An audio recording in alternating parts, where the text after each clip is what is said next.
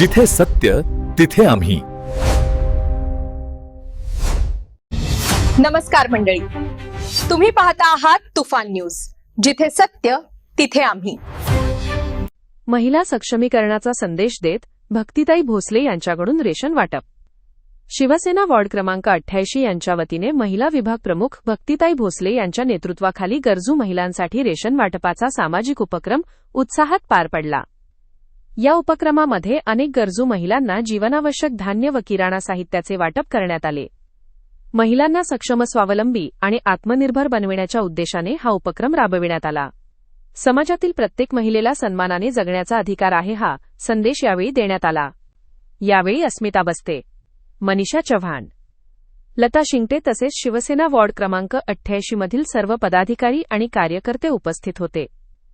उपस्थितांनी महिलांच्या सक्षमीकरणासाठी अशा सामाजिक उपक्रमांची गरज व्यक्त केली आणि भविष्यातही समाजहिताचे उपक्रम सातत्याने राबविण्याचा निर्धार व्यक्त केला. गरजू महिलांच्या चेहऱ्यावर समाधानाचे हास्य फुलवणारा हा उपक्रम परिसरात कौतुकाचा विषय ठरला. अशाच ताज्या, विश्वासार्ह आणि समाजहिताच्या बातम्यांसाठी तुफान न्यूजला लाईक, शेअर आणि सबस्क्राईब करा. जय हिंद, जय महाराष्ट्र.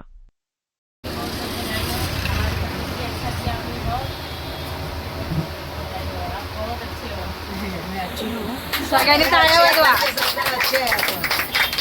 लोग का सबका साथ है करके हम लोग का पक्ष चला रहे हैं. अब आप आए और ऐसे 10 लोग आएंगे और 10 जन आएंगे तो हमारा इतना संदेशा का भरपूर हो जाएगा.